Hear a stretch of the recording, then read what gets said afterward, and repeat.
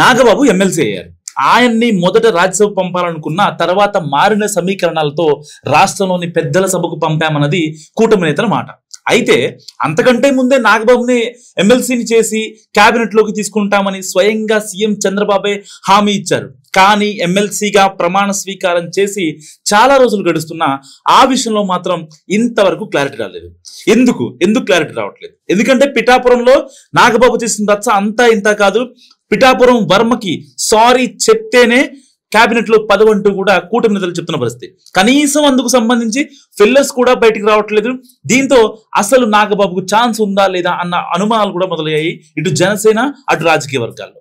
నాగబాబుకు మంత్రి పదవి ఇస్తారా లేక అలాగే వదిలేస్తారా అన్న చర్చలు కూడా మొదలయ్యాయి. కొంతమంది మంత్రుల పనితీరు మీద ఇప్పటికే అసంతృప్తిగా వ్యక్తం చేస్తున్నారు సీఎం చంద్రబాబు.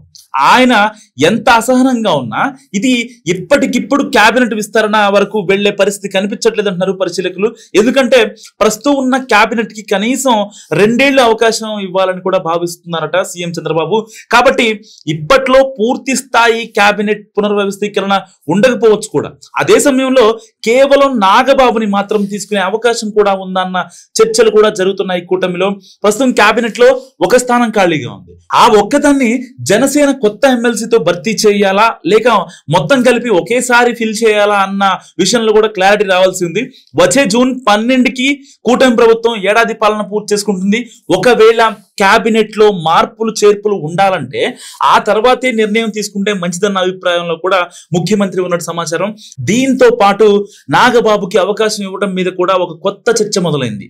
కేబినెట్ లో ఇప్పటికే జనసేన తరపున డిప్యూటీ సీఎం పవన్ కళ్యాణ్ తో పాటు మంత్రి కందుల దుర్గేష్ ఉన్నారు. ఇప్పుడు నాగబాబుకి ఇస్తే ముగ్గురు ఒకే సామాజిక వర్గానికి చెందిన వారవుతారన్న పాయింట్ కూడా తెర మీదకి వస్తుంది. మొత్తం జనసేన తరపున పదవులన్నీ కాపులకే ఇచ్చేస్తే పార్టీకి చెందిన ఇతర సామాజిక వర్గాల్లో అసంతృప్తి పెరిగే అవకాశం ఉందన్న కూడా చర్చ కూడా నడుస్తోంది. ఈ పరిస్థితుల్లో ఎమ్మెల్సీని అసలు కేబినెట్ లోకి తీసుకుంటారా లేక అలాగే వదిలేస్తారా అన్న డౌట్స్ కూడా వస్తున్నాయి. కానీ నాగబాబుకు మంత్రి పదవి అంటూ గతంలో సాక్షాత్తు సీఎం చంద్రబాబు మాట ఇచ్చారు కాబట్టి ఖచ్చితంగా తీసుకుంటారన్నది కొందరు జనసేనకుల మాట. స్వయంగా సీఎం మాట ఇచ్చి తప్పితే బయటికి తప్పుడు సంకేతాలు వెళ్తాయి కాబట్టి చంద్రబాబు మాటలు కట్టుబడి ఉండాల్సి వస్తుందన్నది కూడా ఎక్కువ మంది జనసేన లీడర్స్ అభిప్రాయం. దీంతో నాగబాబుకు ఒకవైపు మంత్రి పదవి ఖాయంగానే కనిపిస్తుంది. కానీ అదే సమయంలో ఎక్కడో ఏదో మూల డౌట్ ఉన్న ఒక్క ఖాళీలో ఆయన్ని సెట్ చేయాలంటే ఇన్ని రోజులు ఆగాల్సిన అవసరం లేదు. వాస్తవం చెప్పుకోవాలంటే మరి ఆగారంటే దాని అర్థం వేరుగా ఉంటుందా అని కూడా మాట్లాడుకుంటున్నాయి గ్లాస్ పార్టీ వర్గాలు. జనసేనతో పాటు ఇటు టీడీపీ వర్గాల్లో సైతం ప్రస్తుతం నాగబాబుకి మంత్రి పదవి సంబంధించిన చర్చ జరుగుతోంది.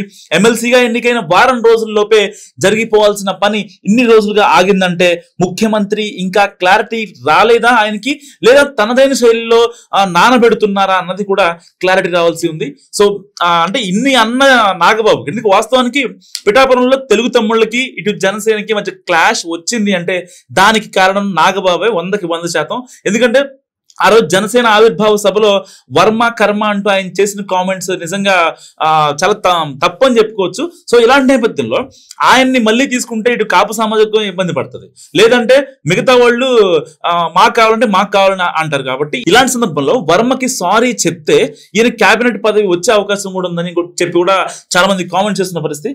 సో నాగబాబుకి అంటే సామాజిక వర్గం పరంగా కాకుండా ఆయన హోదాని బట్టి ఎమ్మెల్సీ చేశారు కాబట్టి కేబినెట్ లోకి తీసుకోవాలా వద్దా మీరేమనుకుంటున్నారా? కామెంట్ రూపంలో తెలియజేయండి. చూస్తూనే ఉండండి మహానగర్.